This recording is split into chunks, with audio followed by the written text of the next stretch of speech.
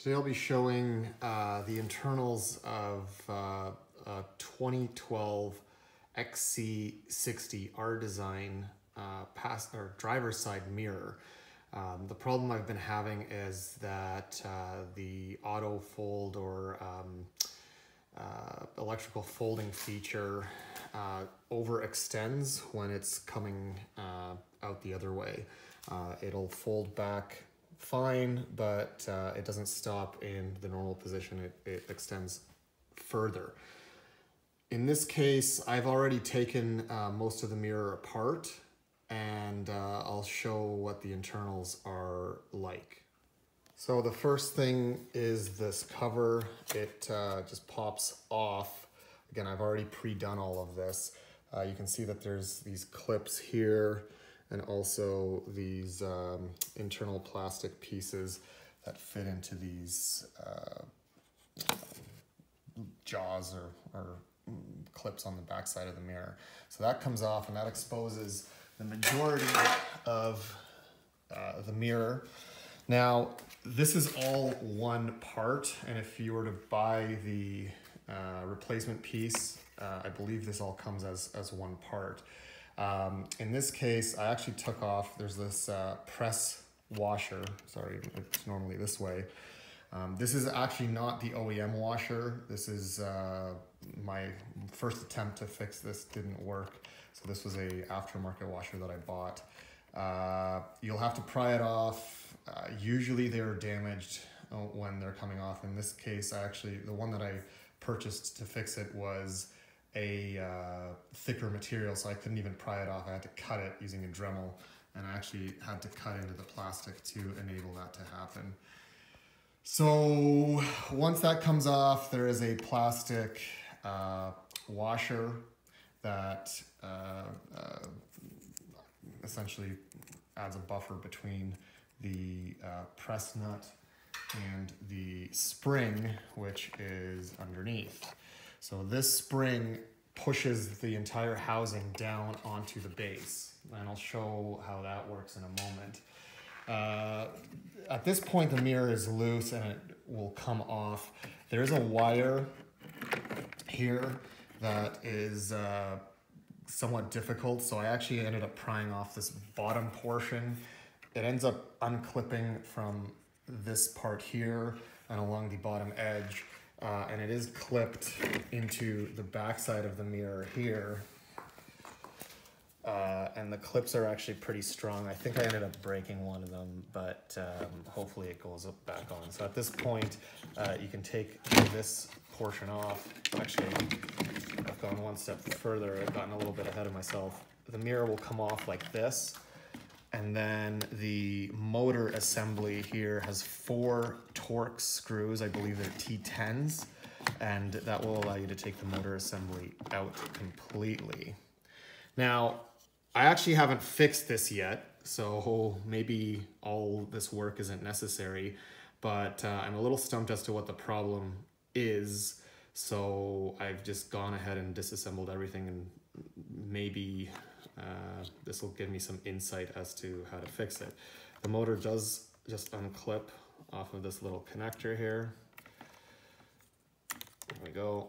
And then, so you've got this motor assembly. Now, originally, my thought process was there's this ring with these, I don't know, guides on them that sits in the base here, because it's got matching guides on the base.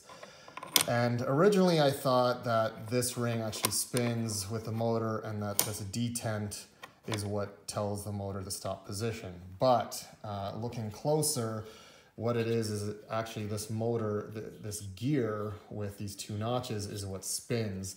So it's actually the motor, which is attached to the rest of the mirror, that spins around this ring. And I believe that this ring actually, in normal operation of the mirror, does not move. And the purpose of this ring is to facilitate the emergency breakaway, if you will, of the mirror, such that if an external mechanical force is applied, the mirror will essentially break away by this, this ring lifting up. So essentially at that point, the motor is moving with the bottom ring thanks to the detent, and at that point, it's detached. Now, again, I believe that in normal operation of the mirror swinging, the motor is actually moving over the ring. That has to be the point, the case, because this metal ring has these detents, and that's actually the only part that's spinning. So at this point, I'm kind of stumped, essentially, what it is that tells the motor to stop. The working theory I have is that the current of the motor it will go up if it hits something mechanical, if it's something stops it, and essentially the controller that's supplying the voltage to the motor will see this current rise and will stop it. And I did confirm that before I took the mirror apart.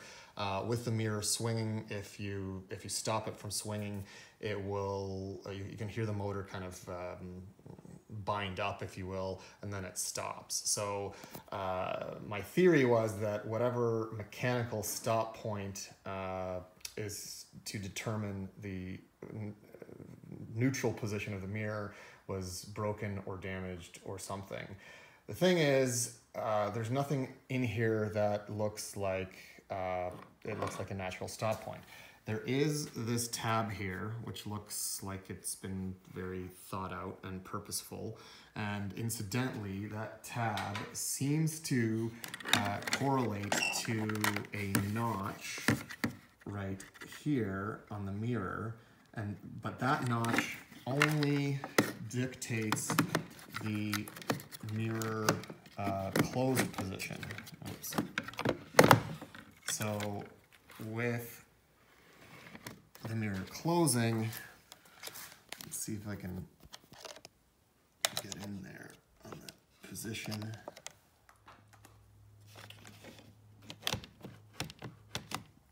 So I believe that's what determines the mirror closed position. But in the normal open position, which is about there, I can see the notch.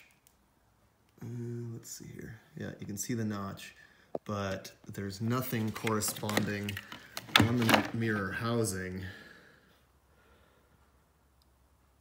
to hit the other side of the notch with it swinging open. Similarly, there's nothing on the bottom of the motor that looks like it's missing or broken off. With the motor